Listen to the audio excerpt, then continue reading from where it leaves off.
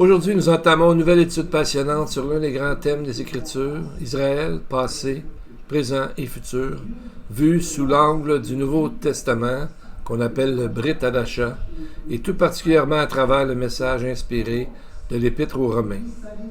Au fil de ces études, nous découvrirons que le plan de Dieu pour Israël ne s'est pas arrêté dans le passé, mais continue de se déployer sous nos yeux maintenant. Ce sujet est d'ailleurs si important que l'apôtre Paul consacre 3 chapitres entiers, Romains 9, 10 et 11, à expliquer les plans en continu de Dieu pour Israël et son avenir au sein de son plan de rédemption. Il est tout à fait opportun d'entreprendre ce parcours à travers l'Épître aux Romains, car au fil de l'histoire, cette lettre a profondément marqué les individus et les nations. Les historiens des religions reconnaissent largement que le livre de Romains a joué un rôle décisif dans certains des plus grands réveils spirituels vécus par des hommes tels que John Bunyan, Jonathan Edwards, George Whitefield, ainsi que l'essor du mouvement missionnaire moderne. Et moi, ça a changé ma vie d'une façon très particulière, comme je pourrais vous raconter.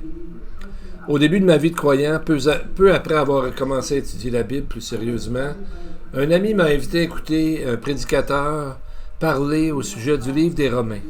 La salle était comble et l'orateur a délivré un message passionné sur Romains chapitre 8. J'ai appris que le groupe étudiait l'Épître chapitre par chapitre, un chapitre par semaine. Ce qui m'a surpris, c'est qu'à la fin de la réunion, alors qu'il a invité les gens à revenir la semaine prochaine, il a annoncé que la prochaine étude porterait sur Romains chapitre 12. Romains chapitre 12. Après la réunion, mon ami m'a présenté au prédicateur et je lui ai immédiatement demandé pourquoi il sautait les chapitres 9 à 11. Sans hésiter, il a répondu « Ces chapitres ne sont pas pertinents pour notre époque. » J'étais stupéfait. À ce stade, je connaissais très peu de choses sur Romains 9 à 11. Pourtant, même en tant que jeune croyant, je comprenais une chose. Chaque partie des Écritures est inspirée de Dieu et, par conséquent, pertinente. Comment 3 chapitres entiers de l'Épître aux Romains pouvaient-ils être considérés comme non pertinents? Je suis rentré chez moi ce soir-là, déterminé à découvrir ce que contenaient ces chapitres-là. J'ai ouvert ma Bible et j'ai commencé à lire. Puis je suis tombé sur ces mots. Je dis la vérité en Christ, je ne mens pas, ma conscience m'en rend témoignage par le Saint-Esprit. J'éprouve une grande tristesse et j'ai dans le cœur un chagrin continuel, car je voudrais moi-même être anathème et séparé de Christ pour mes frères, mes parents selon la chair qui sont israélites. Romains 9, versets 1 à 4. Ces versets m'ont frappé comme un éclair. Je ne m'y attendais pas du tout. Comment le salut et l'avenir du peuple juif pouvaient-ils être quelque chose sans importance? Comment pouvait-on passer sous silence ces 3 chapitres alors que Paul lui-même les entame avec une telle angoisse, une telle passion et un tel amour pour Israël? À cet instant, j'ai réalisé que j'étais confronté à un nouveau défi. Depuis que j'étais venu à la foi, j'avais déjà dû faire face à l'opposition de nombreuses personnes au sein même du judaïsme, qu'on appelle les anti-missionnaires, à cause de ma foi en Yeshua. Mais je me heurtais maintenant à une autre forme d'opposition, une théologie qui semblait mettre de côté le peuple même pour lequel Paul pleurait. Cette nuit-là a changé le cours de ma vie. C'est là que j'ai compris que Dieu m'appelait un ministère auprès du peuple juif. Et par sa grâce, c'est ce que je fais depuis lors. Je prie que les vérités contenues dans cette lettre remarquable suscitent un véritable réveil, d'abord dans nos cœurs, puis à travers nous dans la vie des autres. Je prie également pour que ces études nous aident à situer Israël dans son véritable contexte biblique et à reconnaître la place qui lui revient dans le plan divin pour la rédemption du monde. C'est crucial car notre compréhension d'Israël façonne inévitablement notre compréhension des Écritures, de la prophétie et en fin de compte, de la fidélité de Dieu lui-même. De plus, le Seigneur a promis des bénédictions particulières à ceux qui bénissent Israël. Armons-nous donc de sa parole, accordons nos cœurs à ses plans, à lui, et recevons les bénédictions qu'il désire si généreusement répandre dans nos vies. Examinons d'abord la raison pour laquelle cette lettre aux assemblées de Rome a été rédigée. C'est un point essentiel parce que lire les chapitres 9, 10 et 11 de l'Épître aux Romains sans connaître le contexte, c'est comme si on entrerait dans une salle d'audience une fois que le verdict est prononcé. On pourrait entendre la sentence du verdict, mais on ne comprendrait pas les détails de l'affaire. On n'aurait pas entendu ni les témoignages, ni les accusations, ni les preuves, ni le poids des circonstances qui ont conduit au moment précis du verdict. Les chapitres 9 à 11 ne constituent pas une parenthèse théologique. Ils représentent la réponse de Paul à une crise historique, spirituelle et mondiale. Une situation qui ressemble étrangement et tellement à ce que nous vivons aujourd'hui. Ainsi, chaque fois que nous ouvrons l'une des 21 lettres du Nouveau Testament, la première question à se poser est celle-ci. Pourquoi cette lettre a-t-elle été écrite? Que se passa-t-il à ce moment-là dans la vie des croyants? À quels problèmes, préoccupations ou questions étaient-ils confrontés? Parce que tout ça a un lien avec nous. Ça n'a pas été écrit dans un vide. Ça s'adressait à des personnes bien réelles, dans des villes bien réelles, avec des problèmes bien réels, comme nous avons aujourd'hui. Prenons l'exemple des croyants à Thessalonique. Quelqu'un leur avait écrit, ou peut-être leur avait rendu visite, pour affirmer que le jour du Seigneur, la tribulation était déjà arrivée. Ce faux enseignement ébranlait leur foi et troublait leur cœur. Paul leur a donc écrit pour les rassurer et rétablir la vérité. Ou pensons au livre des Galates. Des faux enseignants s'étaient infiltrés dans leurs assemblées et soutenaient que les croyants des nations devaient observer la loi de Moïse pour être pleinement acceptés par Dieu. Paul a donc écrit avec ferveur pour défendre l'évangile de la grâce. Alors, que se passait-il à Rome dans la vie des gens? Pourquoi Paul a-t-il écrit cette lettre? On va voir que la réponse est étroitement liée à Israël.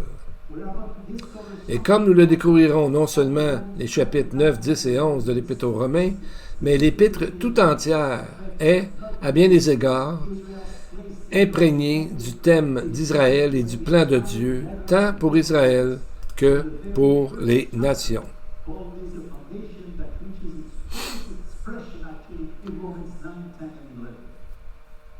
Exact. Et on voit que les enseignements de Paul ressemblent beaucoup à ce qui se passe au monde alentour de nous aujourd'hui. Et nous allons voir que cette histoire n'est pas quelque chose d'isolé dans le passé, mais qui se continue même dans notre époque aujourd'hui. Alors, commençons par examiner un peu la situation du monde à cette époque. Quand nous ouvrons l'Épître aux Romains, un fait nous frappe immédiatement. À bien des égards, le monde du premier siècle ressemblait étonnamment à celui dans lequel nous vivons aujourd'hui. Premièrement, il y avait alors une vague d'antisémitisme très largement répandue, exactement comme celle que nous observons aujourd'hui. Deuxièmement, Israël lui-même vivait dans une logique de survie, luttant pour sa propre existence. À peine 15 ans après que Paul a écrit cette lettre, Jérusalem, le temple et la nation allaient être dévastés par les Romains en l'an 70 après Jésus-Christ. Or, en tant qu'étudiants des prophéties, nous savons que les Écritures annoncent un scénario similaire avant le second avènement du Messie. Troisièmement, de profondes divisions déchiraient alors Israël, notamment entre les autorités religieuses et le peuple. Là encore, c'est une situation que l'on retrouve dans l'Israël d'aujourd'hui. Quatrièmement, une grande agitation régnait dans le monde entier. Paul a vécu durant ce que les historiens appellent maintenant la Pax Romana, la paix romaine. Mais le premier siècle était tout sauf paisible. Il y avait des révoltes, des persécutions, des troubles politiques et des guerres. C'était monnaie courante dans tout l'Empire romain. Rome maintenait la paix, mais souvent par l'épée. À bien des égards, cette agitation reflète l'instabilité qui nous entoure aujourd'hui. Enfin, cette période marquait le début d'une ère nouvelle pour l'Assemblée de Dieu, une transition qui ne fut pas sans difficulté. Pour les croyants juifs qui, quelques années auparavant, n'auraient même pas franchi le seuil de la maison d'un non-juif, Il était difficile de comprendre pourquoi tout à coup tant de non-juifs venaient désormais à la foi au Messie d'Israël et se joignaient à leurs assemblées. De même pour les croyants issus des nations vivant dans un monde de plus en plus marqué par des sentiments anti-juifs, il n'était pas toujours aisé de saisir les plans que Dieu continuait d'avoir pour Israël. C'est précisément certaines de ces questions que Paul aborde dans l'Épître aux Romains. Avant d'aller plus loin, permettez-moi de vous montrer à quel point l'antisémitisme était devenu virulent déjà à cette époque et à quel point il ressemble étrangement à ce que nous voyons aujourd'hui dans notre monde. Regardons la ville de Rome elle-même où se trouvait cette communauté. À peine 6 ans avant que Paul n'écrive cette lettre, en l'an 49 après Jésus-Christ, la population juive fut expulsée de Rome. Les raisons de cette expulsion, les raisons précises restent encore quelque peu obscures. Un historien de l'Antiquité, Suétone, rapporte que des troubles avaient éclaté au sein de la communauté juive à l'instigation d'un certain Chrestus, un nom très répandu à l'époque, mais on ne sait pas beaucoup d'autres choses. Ce que nous savons, c'est que la communauté juive a payé pour, car l'empereur Claude a ordonné à tous les Juifs de quitter la ville. Cet événement est mentionné dans le livre des Actes, chapitre 18, versets 1 à 2, où il est dit que Paul, lorsqu'il est arrivé à Corinthe, a rencontré un couple de Juifs, Aquilas et Priscille, qui venaient justement d'être expulsés de Rome. Paul a noué des liens très étroits avec eux, non seulement parce qu'ils partageaient la même foi, mais aussi parce qu'ils partageaient le même métier. Ils étaient des fabricants de tentes. Mais ce n'était pas la première fois que les Juifs étaient expulsés de Rome. Près de 30 ans plus tôt, en l'an 19 après Jésus-Christ, sous le règne de l'empereur romain Tibère, les Juifs avaient déjà été chassés de la ville. Cette expulsion fut si marquante que pas moins de 6 auteurs anciens en font mention. Les raisons exactes demeurent encore floues, mais il semble que les Juifs, comme cela s'est souvent produit au cours de l'histoire, aient servi de bouc émissaire commode pour de bon nombre de problèmes de Rome. On disait toujours que c'était leur faute. Ça ressemble à ça aujourd'hui. Donc, on voit que Paul, avant qu'il l'écrive aux Romains, la communauté juive de Rome vivait déjà sous le poids de l'hostilité, et de la suspicion et du rejet. C'est dans ce climat que Paul a rédigé cette lettre remarquable, l'Épître aux Romains. Mais la situation à Rome n'était pas unique. Les communautés juives à travers le monde romain étaient confrontées à une hostilité similaire. Prenons l'exemple de l'Égypte. Le philosophe et historien juif Philon nous apprend qu'environ 1 million de Juifs y vivaient à son époque en Égypte. Pourtant, du 3e siècle avant Jésus-Christ au 1er siècle après Jésus-Christ, l'Égypte devint un foyer majeur de littérature anti-juive. L'hostilité envers le peuple juif n'était pas seulement tolérée, elle était souvent attisée, encouragée. Cela rappelle étrangement notre époque où ce type de littérature est largement diffusé dans les médias, entre autres. En l'an 38 après Jésus-Christ, soit après à peine 17 ans avant que Paul n'écrive l'Épître aux Romains, l'une des pires émeutes anti-juives de l'Antiquité éclata à Alexandrie. De nombreuses synagogues furent profanées et détruites.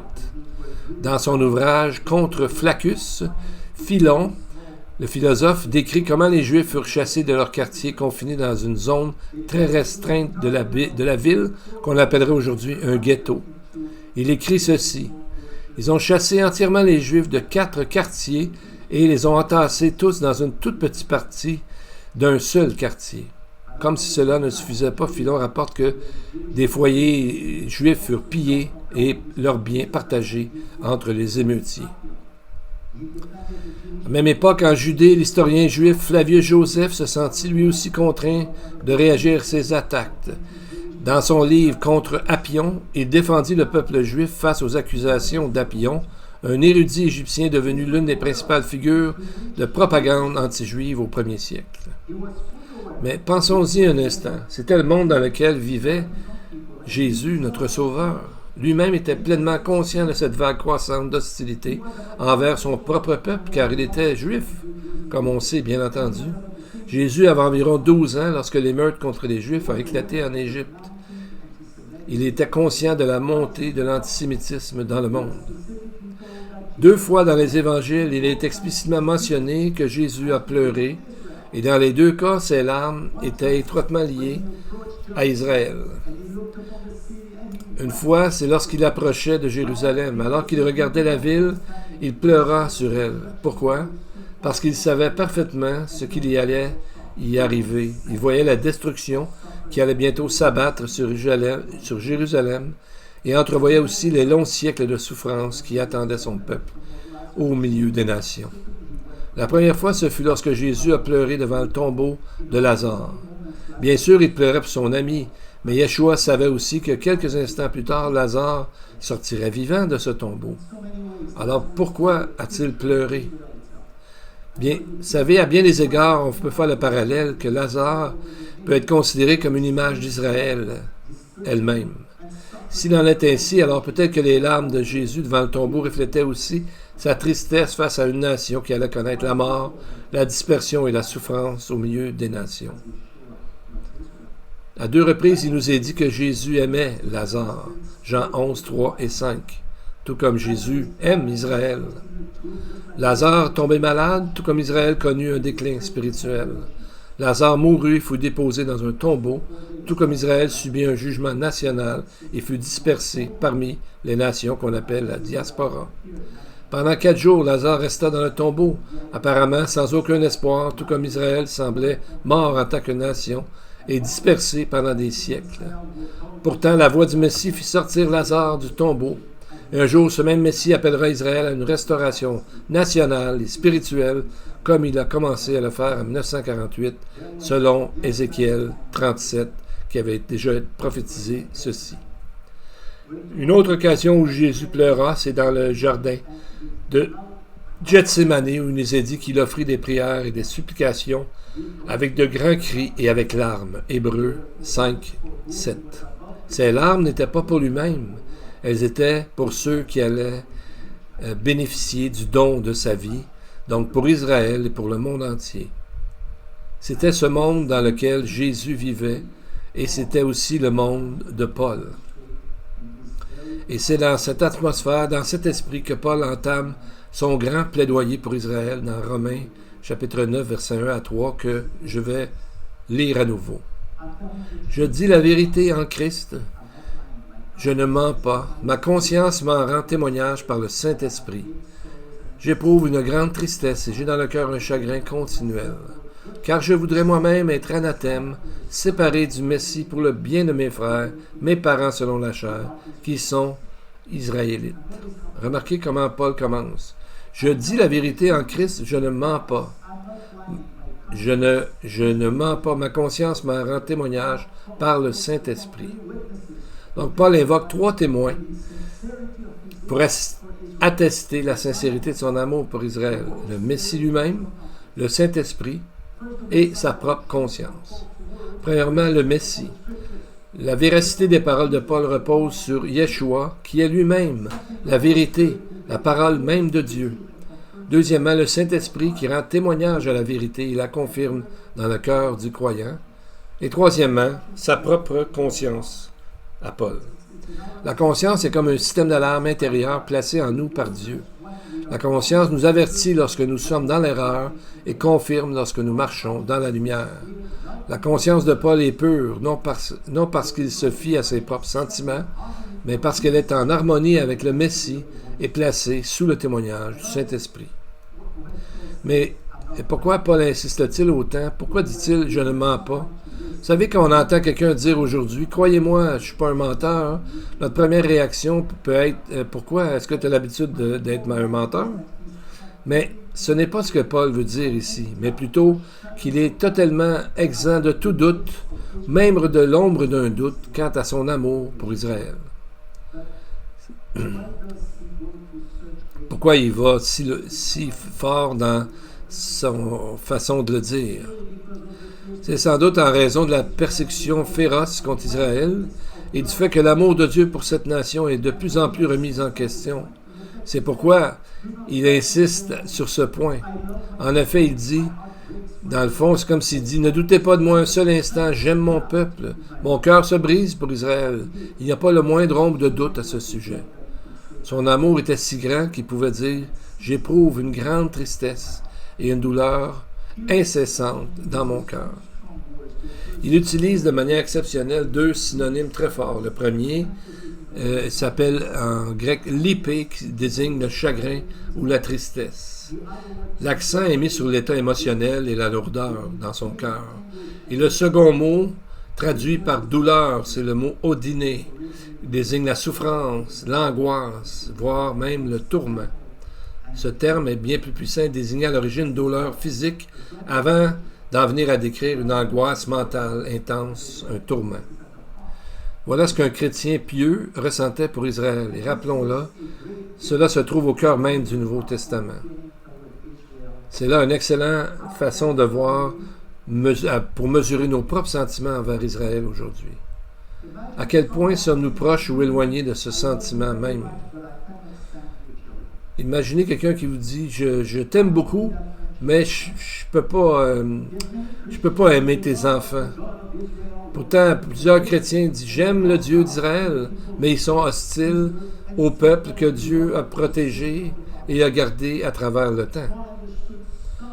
Paul avait compris quelque chose qu'on ne peut pas oublier. On ne peut pas aimer le Père alors qu'on n'a on n'a pas à cœur son peuple. Et Paul ne s'arrête pas là. Ce qu'il dit ensuite est véritablement extraordinaire. Il dit « Car je voudrais moi-même être anathème, séparé de Christ pour le bien de mes frères, mes parents, selon la chair, qui sont Israélites. » Romains 9, 3. À première vue, cette déclaration nous choque presque. Paul dit-il vraiment qu'il était prêt à aller en enfer pour sauver Israël? Non. Paul savait très bien que seul Yeshua pouvait accomplir le salut. Seul le Messie, qui était sans péché, pouvait porter le jugement à la place des autres. Cette œuvre-là ne peut être reproduite, imitée. Pour comprendre les paroles de Paul, nous devons les entendre dans la langue et les expressions de son époque. Dans la Mishnah, qui est la loi orale juive, il est dit que lorsque le souverain sacrificateur recevait des condoléances après un décès dans sa famille, le peuple lui disait « Puissions-nous être ton expiation ?» Et le souverain sacrificateur répondait « Puissiez-vous être béni du ciel ?» Cette expression « Puissions-nous être ton expiation » était une ancienne formule juive de sympathie et de solidarité. Mais ici, Paul va beaucoup plus loin. Il ne dit pas qu'il pourrait sauver Israël. Seul le Messie peut le faire. Paul exprime plutôt sa volonté de souffrir à leur place, si une telle chose était possible. Il utilise même le mot « anathema », qui veut dire « maudit », « séparé », « retranché ». Tel était l'amour de Paul pour son peuple. Et Paul, savez-vous, n'était pas seul. Dans l'histoire d'Israël, on voit un autre homme qui était animé d'un même esprit. C'était Moïse. Nous avons besoin d'aimer le peuple dans le but de proclamer la parole de Dieu. Moïse, après le péché du veau d'or, Dieu à ce moment-là avait dit à Moïse, « Maintenant, laisse-moi faire. Ma colère va s'enflammer contre eux et je les détruirai. Mais je ferai de toi, Moïse, une grande nation. » Exode 32, 10. « Laisse-moi tranquille » est une expression qui littéralement voudrait dire « laisse-moi me reposer ». Le mot traduit par tranquille ou seul est noua, qui ressemble au mot Noé aussi, qui veut dire se reposer. Et pourquoi Dieu aura-t-il besoin de se reposer? C'est parce que le péché le trouble. Dieu avait comme besoin de s'éloigner. Mais cela était un test. Dieu a offert à Moïse un nouveau départ, de repartir à zéro avec lui. C'est là que la grandeur de Moïse éclate. Et Moïse répond, « Pardonne maintenant leurs péchés, sinon efface-moi, je t'en prie, du livre que tu as écrit. » Exode 32, 32. En d'autres termes, « Seigneur, si tu détruis Israël, détruis-moi aussi. » C'est ça l'amour en action. Bien que souvent critiqué, rejeté et combattu par ceux-là même qu'il conduisait, Moïse a aimé son peuple jusqu'au bout. Cela ne nous rappelle-t-il pas le Messie, Jésus, Yeshua lui-même? Et je vais conclure par un mot remarquable que Moïse a employé lorsqu'il intercédait pour Israël. En s'adressant à Dieu après le péché du veau d'or, Moïse a dit « Pardonne maintenant ce péché. Sinon, efface-moi du livre que tu as écrit. » Mais regardez le mot important ici. Pardonner. Pardonne maintenant leurs péchés. En hébreu, il y a plusieurs mots pour désigner le pardon. Mais ici, Moïse utilise le mot nassa, qui veut dire de porter, de supporter ou d'élever. Moïse avait compris quelque chose de très profond.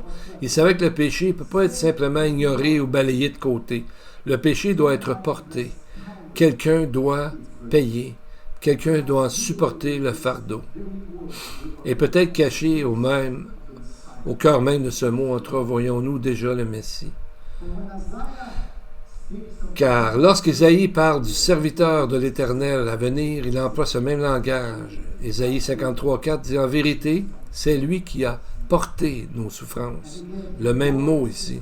Et encore, il a porté le péché d'un grand nombre. Ésaïe 53, verset 12. Donc Moïse était prêt à être effacé pour Israël.